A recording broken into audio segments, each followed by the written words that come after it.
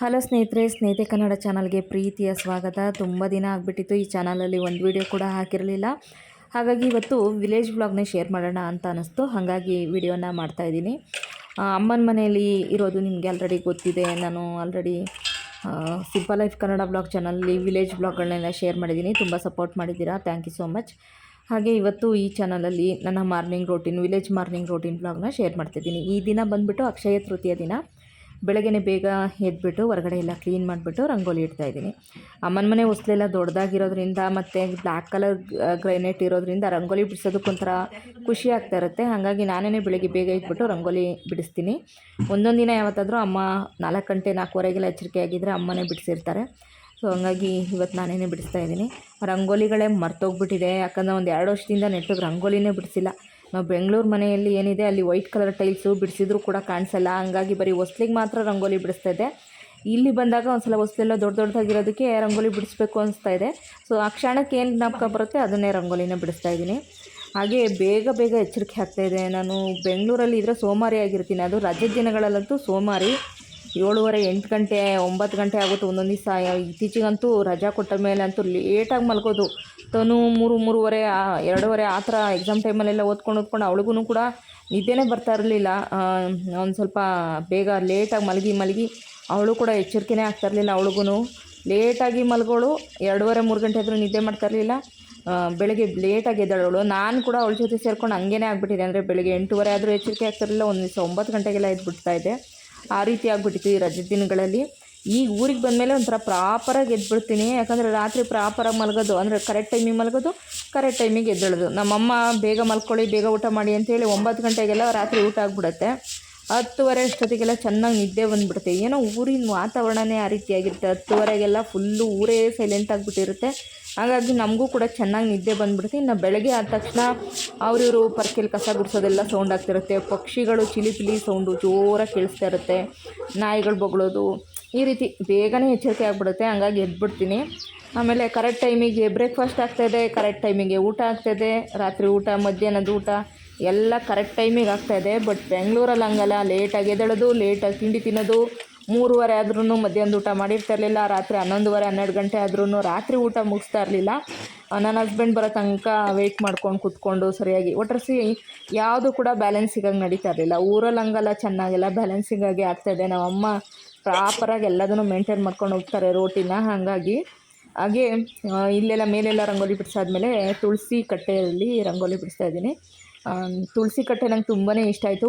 ಪುಟ್ಟಾಗಿ ಕ್ಯೂಟಾಗಿದೆ. ನಾನೇ ತೊಗೊಂಬಂದಿದ್ದು ಗೃಹ ಪ್ರವೇಶದಲ್ಲಿ. ತುಂಬಾ ಚೆನ್ನಾಗಿದೆ, ಕ್ಯೂಟಾಗಿ ಸಣ್ಣದಾಗಿ ನನಗೆ. ಆಮೇಲೆ ಸಖತ್ತು ತುಳಸಿ ಗಿಡಗಳು ಬಿಟ್ಬಿಟ್ಟಿದೆ ಸುತ್ತಮುತ್ತ ಎಲ್ಲ. ನಮ್ಮಮ್ಮ ಗಿಡ ಹಾಕಿದಾರಲ್ಲ ಎಲ್ಲ ಕಡೆ ತುಳಸಿ ವನನೇ ಆಗಿಬಿಟ್ಟಿದೆ. ಕಾಂಪೌಂಡ್ ಪಕ್ಕ ಎಲ್ಲ ಅಷ್ಟೊಂದು ಗಿಡಗಳು ಬಿಟ್ಟಿದೆ. ಖುಷಿಯಾಗುತ್ತೆ. ಒಟ್ಟಾರೆ ಊರಲ್ಲಿ ಈ ಕೆಲಸಗಳೆಲ್ಲ ಮಾಡೋದಕ್ಕೆ ಏನೋ ಒಂಥರ ಇಂಟ್ರೆಸ್ಟಿಂಗಾಗಿ ಚೆನ್ನಾಗಿರುತ್ತೆ. ಅಲ್ಲೆಲ್ಲ ಬಿಡಿಸಿ ಆದಮೇಲೆ ಇನ್ನು ನಮ್ಮನೆ ಅಂಗಳದಲ್ಲಿ ರಂಗೋಲಿ ಬಿಡಿಸ್ತಾ ಇದ್ದೀನಿ. ಅಕ್ಷಯ ತೃತೀಯ ಆಗಿರೋದ್ರಿಂದ ಒಂದು ದೊಡ್ಡ ಸೈಜಲ್ಲಿ ರಂಗೋಲಿ ಬಿಡಿಸೋಣ ಅಂತ ನೋಡಿದೆ. ಯಾವುದು ಕೂಡ ಅಷ್ಟೊಂದು ಜ್ಞಾಪಕಕ್ಕೆ ಬರಲಿಲ್ಲ. ಈ ರಂಗೋಲಿ ಜ್ಞಾಪಕಕ್ಕೆ ಬಂತು ಅಂತೇಳಿ ಇದನ್ನೇ ಬಿಡಿಸ್ತಾ ಇದ್ದೀನಿ. ಎಲ್ಲ ಮರ್ತೋಗ್ಬಿಟ್ಟಿದ್ದೀನಿ. ರಂಗೋಲಿ ಬಿಡಿಸೋ ಟ್ಯಾಲೆಂಟೇ ಮರ್ತೋಗ್ಬಿಡ್ತು. ರಂಗೋಲಿ ಬಿಡಿಸ್ದೆ. ಅದರಲ್ಲೂ ತುಂಬ ರಂಗೋಲಿಗಳು ಬಿಡಿಸ್ತಾ ಇದ್ದೆ ಮುಂಚೆ ಎಲ್ಲ ನಾನು. ಈ ನಡುವೆ ಬಿಡಿಸ್ದೆ. ನನಗೆ ಯಾವ ರಂಗೋಲಿನೂ ಕೂಡ ಜ್ಞಾಪಕಕ್ಕೆ ಬರ್ತಾಯಿಲ್ಲ. ಹಾಗೆ ಇದೊಂದು ರಂಗೋಲಿ ಮಾತ್ರ ಏನೋ ಜ್ಞಾಪಕಕ್ಕೆ ಬಂದುಬಿಡ್ತು. ಹಂಗಾಗಿ ಇದನ್ನೇ ಬಿಡಿಸ್ತಾ ಇದ್ದೀನಿ. ಹಾಗೆ ನಾನು ಹೇಳ್ದಂಗೆ ಕರೆಕ್ಟ್ ಟೈಮಿಗೆ ಬ್ರೇಕ್ಫಾಸ್ಟು, ಕರೆಕ್ಟ್ ಟೈಮಿಗೆ ತಿಂಡಿ ಎಲ್ಲ ಆಗುತ್ತೆ. ನಮ್ಮಮ್ಮಂಗೆ ಒಂದು ದಿವಸನೂ ಬೇಜಾರಾಗದೆ ಬೆಳಗ್ಗೆ ಬೇಗ ಎದ್ಬಿಡ್ತಾರೆ. ಪಟ ಕೆಲಸ ಮಾಡಿಬಿಡ್ತಾರೆ. ಪಟ ಬ್ರೇಕ್ಫಾಸ್ಟ್ ಮಾಡಿಬಿಟ್ಟು ತಿನ್ನು ಅಂತ ಹಿಂಸೆ ಮಾಡ್ತಾರೆ. ಟೈಮಿಗೆ ಸರಿಯಾಗಿ ನೀನು ತಿನ್ನಲ್ಲ ಅಂಥೇಳಿ.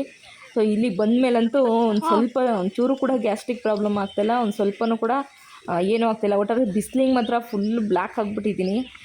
ಅಷ್ಟೊಂದು ಬಿಸಿಲು ಮಧ್ಯಾಹ್ನ ಹೊತ್ತಂತೂ. ಆಮೇಲೆ ಬೇರೆ ಚೆನ್ನಾಗಿ ಊರಲ್ಲಿ ತಿರುಗ್ತಾ ಇರೋದಕ್ಕೂ ಅದಕ್ಕೂ ನನ್ನ ಮುಖ ನನಗೇ ನೋಡ್ಕೊಳಕ್ಕಾಗ್ತಾಯಿಲ್ಲ. ಆ ರೀತಿ ಆಗಿಬಿಟ್ಟಿದ್ದೀನಿ. Full black ಆಗಿಬಿಟ್ಟಿದ್ದೀನಿ. ದೇವಸ್ಥಾನಕ್ಕೆ ಹಾಗೆ ಸಿಟಿ ಕಡೆ ಅಲ್ಲಿ ಇಲ್ಲಿ ಅಂತ ಫಂಕ್ಷನು ಅದು ಇದು ಅಂತ ಓಡಾಡ್ಬಿಟ್ಟು ಫುಲ್ಲು ಬ್ಲ್ಯಾಕ್ ಆಗಿಬಿಟ್ಟಿದ್ದೀನಿ. ಆ ರೀತಿಯಾಗಿದೆ.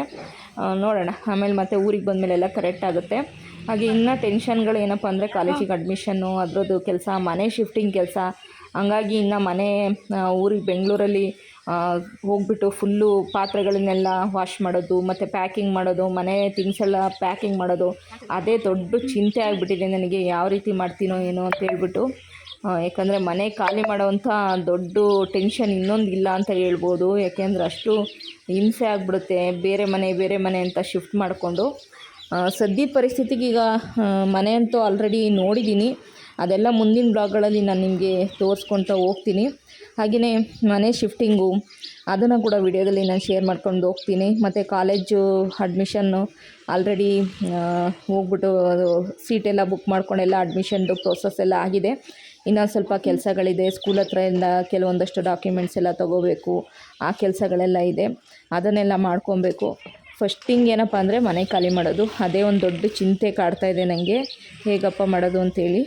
ಹಾಗೆ ಈಗ ರಂಗೋಲಿ ಕೂಡ ಕಂಪ್ಲೀಟ್ ಆಯಿತು. ಕಂಪ್ಲೀಟ್ ಆದಮೇಲೆ ಒಂದು ಬಾರ್ಡರ್ ಕೂಡ ಹಾಕ್ತಾಯಿದ್ದೀನಿ. ಈಗ ಮುಂದೆ ಜಾಗ ಜಾಸ್ತಿ ಇದ್ದರೆ ಚೆನ್ನಾಗಿ ಬಾರ್ಡರ್ ಎಲ್ಲ ಹಾಕಿ ರಂಗೋಲಿ ಬಿಡಿಸ್ಬೋದು. ಮುಂಚಿನ ದಿನಗಳೆಲ್ಲ ಜ್ಞಾಪಕಕ್ಕೆ ಬರುತ್ತೆ ನನಗೆ. ನಮ್ಮ ಹಳೆ ಮನೆ ಹತ್ರನೂ ಸ್ವಲ್ಪ ದೊಡ್ಡದಾಗಿ ಜಾಗ ಇತ್ತಲ್ಲ, ಅಲ್ಲೆಲ್ಲ ಹಬ್ಬಗಳಲ್ಲೆಲ್ಲ ದೊಡ್ಡ ದೊಡ್ಡ ರಂಗೋಲಿಗಳನ್ನು ಹಾಕ್ತಾಯಿದ್ದು, ಕಲರೆಲ್ಲ ಹಾಕಿ. ಅದನ್ನು ಕೂಡ ನಾನು ನಿಮಗೆ ವ್ಲಾಗಲ್ಲಿ ತೋರಿಸಿದ್ದೀನಿ, ಜಾತ್ರೆ ವ್ಲಾಗ್ಗಳಲ್ಲೆಲ್ಲ. ಸೊ ಖುಷಿ ಅನಿಸೋದು. ಈಗಲೂ ಕೂಡ ನನಗೆ ಒಂಥರ ಖುಷಿ ಆಗುತ್ತೆ ಇಲ್ಲಿ ಬೀದಿಯಲ್ಲಿ ಅಂಗಳದಲ್ಲಿ ರಂಗೋಲಿ ಹಾಕೋದು. ನೋಡಿ, ರಂಗೋಲಿ ಫೈನಲ್ ಲುಕ್ಕಿಗೆ ಬಂದಿದೆ. ಸೆಂಟ್ರಿಗೆ ಒಂದಷ್ಟು ಹೂಗಳನ್ನೆಲ್ಲ ಇಟ್ಬಿಟ್ಟು ಹಂಗೆ ಡೆಕೋರೇಟ್ ಮಾಡ್ತಾಯಿದ್ದೀನಿ. ಅಮ್ಮನ ಮನೆ ಹತ್ರ ಅಂತೂ ಹೂವಿಗೇನು ಬರ ಇಲ್ಲ. ನಾನು ಆಲ್ರೆಡಿ ಎಷ್ಟು ಹೂವುಗಳದ್ದು ಫೋಟೋ ವೀಡಿಯೋಸ್ ಎಲ್ಲ ಮಾಡಿ ಹಾಕಿದ್ದೀನಿ ನನ್ನ ಸಿಂಪಲ್ ಲೈಫ್ ಕನ್ನಡ ಬ್ಲಾಗ್ ಚಾನಲಲ್ಲಿ. ಯಾರಾದರೂ ನೋಡಿಲ್ಲ ಅಂದರೆ ವಿಲೇಜ್ ಬ್ಲಾಗ್ಗಳನ್ನ ನೋಡಿ, ಜಾತ್ರೆ ಬ್ಲಾಗ್ ಎಲ್ಲ ಶೇರ್ ಮಾಡಿದ್ದೀನಿ. ಹಾಗೆ ಅದೆಲ್ಲ ಕೆಲಸಗಳನ್ನ ಮುಗಿಸಿ ಆದಮೇಲೆ ಇವಾಗ ಗುಡಿಸಿ ಒರೆಸ್ಬಿಡೋಣ ಅಂತ ಹೇಳ್ಬಿಟ್ಟು ಆ ಕೆಲಸ ಮಾಡ್ತಾಯಿದ್ದೀನಿ. ಸ್ನಾನಕ್ಕ ಹೋಗಿ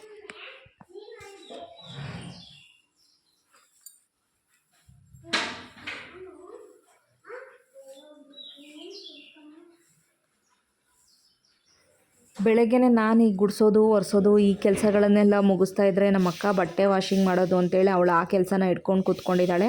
ಅಮ್ಮ ಬ್ರೇಕ್ಫಾಸ್ಟ್ ಮಾಡೋದು ಅಂತೇಳ್ಬಿಟ್ಟು ಅಮ್ಮ ಬ್ರೇಕ್ಫಾಸ್ಟು ಕೆಲಸನೆಲ್ಲ ಅಮ್ಮ ಮಾಡ್ತಾಯಿದ್ದಾರೆ. ಹಾಗೆ ಇವತ್ತು ಅಕ್ಷಯ ತೃತೀಯ, ಎಲ್ಲಾದರೂ ಹೊರಗಡೆ ಹೋಗೋಣ ಅಂತ ಪ್ಲ್ಯಾನ್ ಮಾಡ್ಕೊಂಡ್ವಿ. ಶೃಂಗೇರಿಗೆ ಹೋಗೋಣ ಅಂತೇಳಿ ಪ್ಲ್ಯಾನ್ ಮಾಡಿಕೊಂಡು ಶೃಂಗೇರಿಗೆ ಹೋದ್ವಿ. ಸೊ ಆಲ್ರೆಡಿ ನಾನು ಶೃಂಗೇರಿ ವೀಡಿಯೋಸ್ನ ನನ್ನ ಸಿಂಪಲ್ ಲೈಫ್ ಕನ್ನಡ ಬ್ಲಾಗ್ ಚಾನಲಲ್ಲಿ ಶೇರ್ ಮಾಡಿದ್ದೀನಿ. ಯಾರಾದರೂ ನೋಡಿಲ್ಲ ಅಂದರೆ ಹೋಗಿ ನೋಡಿ. ತುಂಬಾ ಖುಷಿಯಾಯಿತು ಶೃಂಗೇರಿಗೆ ಹೋಗಿ. ಈ ಸಲ ವಾತಾವರಣ ಅಂತೂ ಅದ್ಭುತವಾಗಿತ್ತು, ಸ್ವರ್ಗದ ಥರ ಇತ್ತು. ನಿಮಗೂ ಕೂಡ ಇಷ್ಟ ಆಗುತ್ತೆ ಆ ಬ್ಲಾಗ್ನ ನೋಡಿ, ಯಾರಾದರೂ ನೋಡಿಲ್ಲ ಅಂದರೆ. ಹಾಗೆ ಅಮ್ಮನ ಜೊತೆ ಅದು ಇದು ವಿಷಯಗಳನ್ನ ಮಾತಾಡಿಕೊಂಡು ಕೆಲಸಗಳನ್ನ ಮಾಡ್ತಾಯಿದ್ದೀವಿ. ನಾನು ಅಕ್ಕ ಎಲ್ಲ ಅಮ್ಮ ಎಲ್ಲ ಒಟ್ಟಿಗೆ ಈ ರೀತಿ ಇದ್ದು ತುಂಬಾ ದಿನಗಳಾಗ್ಬಿಟ್ಟಿತ್ತು. ತನು 10th ಆಗಿದ್ದರಿಂದ ನಾನು ಊರಿಗೂ ಕೂಡ ಒಂದು ವರ್ಷದಿಂದ ಬಂದೇ ಇರಲಿಲ್ಲ. ಅಕ್ಕನ ಮನೆಗೂ ಜಾಸ್ತಿ ಹೋಗೋಕ್ಕಾಗಿರಲಿಲ್ಲ. ಮಕ್ಕಳ ಜೊತೆನೂ ಟೈಮ್ ಸ್ಪೆಂಡ್ ಮಾಡಿರಲಿಲ್ಲ. ಈ ಸತಿ ಬಂದು ಗೇಮ್ಸ್ ಅಂತೆ, ಅಲ್ಲಿ ಇಲ್ಲಿ ಓಡಾಟ ಅಂತೆ, ಆ ಫಂಕ್ಷನ್ ಈ ಫಂಕ್ಷನ್ ಅಂದ್ಕೊಂಡು ಸುತ್ತಾಡಿದಂತೂ ಸಖತ್ ಖುಷಿಯಾಯಿತು. ಈ ರೀತಿ ಒಟ್ಟಿಗೆ ಇದ್ದು ತುಂಬ ದಿವಸ ಆಗಿತ್ತು. ಇವಾಗಂತೂ ಒಂಥರ ತುಂಬಾ ಖುಷಿಯಿಂದ ಈ ಸಲ ಎಂಜಾಯ್ ಮಾಡಿದ್ವಿ ಅಂತಲೇ ಹೇಳ್ಬೋದು. ರಜದ ದಿನಗಳನ್ನ, ಜಾತ್ರೆ ಇದ್ದಿದ್ದು, ಫಂಕ್ಷನ್ ಇದ್ದಿದ್ದೆಲ್ಲ ಒಂಥರ ಚೆನ್ನಾಗಿತ್ತು. ಮತ್ತೇನು ರಜಾ ಮುಗಿದ್ಮೇಲೆ ಎಲ್ಲರೂ ಅವ್ರವ್ರ ಮನೆಗಳಿಗೆ ಅವ್ರವ್ರ ಸಂಸಾರದಲ್ಲಿ ಬ್ಯುಸಿ ಆಗಿಬಿಡ್ತೀವಿ. ಅಮ್ಮ ಮತ್ತೆ ಒಬ್ಬರೇ ಪಾಪ ಅವ್ರದ್ದು ಕೆಲಸಗಳನ್ನ ಮಾಡಿಕೊಂಡು ಮನೆಯಲ್ಲಿ ಒಬ್ಬರೇ ಇರ್ತಾರೆ. ಸೊ ಹಾಗೆ ಮುಂದಿನ ದಿನಗಳಲ್ಲಿ ಇನ್ನೂ ವ್ಲಾಗ್ಗಳಲ್ಲಿ ಇನ್ನೂ ಹೆಚ್ಚು ವಿಷಯಗಳನ್ನ ಶೇರ್ ಮಾಡ್ಕೊಳ್ತಾ ಹೋಗ್ತೀನಿ. ಹಾಗೆ ಹೊಸ ಮನೆ ಹೇಗಿದೆ ಅದನ್ನು ಕೂಡ ನಾನು ಶೇರ್ ಮಾಡ್ಕೊಳ್ತಾ ಹೋಗ್ತೀನಿ. ನೀವು ಇದೇ ಥರ ನನಗೂ ಸಪೋರ್ಟ್ ಮಾಡ್ಕೊಳ್ತಾ ಬನ್ನಿ. ಸಬ್ಸ್ಕ್ರೈಬ್ ಯಾರೆಲ್ಲ ಮಾಡ್ಕೊಂಡಿಲ್ಲ ಪ್ಲೀಸ್ ಸಬ್ಸ್ಕ್ರೈಬ್ ಮಾಡ್ಕೊಳ್ಳಿ. ಹಾಗೆ ಸ್ನಾನ ಮುಗಿಸಿ ಇವಾಗ ಈ ಡ್ರೆಸ್ಸನ್ನು ಹಾಕ್ಕೊಂಡಿದ್ದೀನಿ. ಈ ಡ್ರೆಸ್ಸನ್ನು ಹಾಕ್ಕೊಂಡು ಕೂದಲೆಲ್ಲ ಸ್ವಲ್ಪ ಆರಲಿ ಅಂತ ಹಂಗೆ ಹೊರಗಡೆ ಬಂದಿದ್ದೀನಿ. ಅಷ್ಟರಲ್ಲಿ ಬ್ರೇಕ್ಫಾಸ್ಟ್ ಎಲ್ಲ ರೆಡಿಯಾಗಿ ಆಲ್ರೆಡಿ ಮಕ್ಕಳಿಗೆಲ್ಲ ಬ್ರೇಕ್ಫಾಸ್ಟು ಹಾಕ್ಕೊಟ್ಟಿದ್ರು ಅಮ್ಮ. ಅಮ್ಮನೂ ಸ್ವಲ್ಪ ಪೂಜೆ ಕೆಲಸ ಎಲ್ಲ ಮುಗಿಸ್ಕೊತಾ ಇದ್ರು. ಸ್ನಾನ ಎಲ್ಲ ಮುಗಿಸಿ ಟೈಮ್ ಆಗಿಬಿಡುತ್ತೆ ಅಂತೇಳಿ ಆ ಕಡೆ ಮನಸ್ವಿಗೆ, ತನುಗೆ ಮತ್ತು ಧ್ರುವಂಗೆಲ್ಲ ಬ್ರೇಕ್ಫಾಸ್ಟ್ ಹಾಕ್ಕೊಟ್ಟಿದ್ದಾರೆ. ಈಗ ನಾನು ಕೂಡ ಬ್ರೇಕ್ಫಾಸ್ಟ್ ಮಾಡ್ತಾಯಿದ್ದೀನಿ. ಸೊ ಓಕೆ, ಈ ವ್ಲಾಗು ಇಷ್ಟೇ. ಇವತ್ತಿನ ವ್ಲಾಗು ನಿಮಗೆ ಇಷ್ಟ ಆಗಿದೆ ಅಂತಲೇ ಭಾವಿಸ್ತೀನಿ. ವ್ಲಾಗ್ ಇಷ್ಟ ಆದರೆ ಪ್ಲೀಸ್ ವ್ಲಾಗೊಂದು ಲೈಕ್ ಕೊಡಿ. ಹಾಗೆಯೇ ಇದೇ ಥರ ಸಪೋರ್ಟ್ ಮಾಡ್ತಾಯಿರಿ ಮತ್ತು ಸಬ್ಸ್ಕ್ರೈಬ್ ಮಾಡ್ಕೊಳ್ಳಿ. ಇನ್ನಷ್ಟು ಒಳ್ಳೊಳ್ಳೆ ವ್ಲಾಗ್ಗಳನ್ನ ಶೇರ್ ಮಾಡ್ತೀನಿ. Thank you for watching. Bye, take care.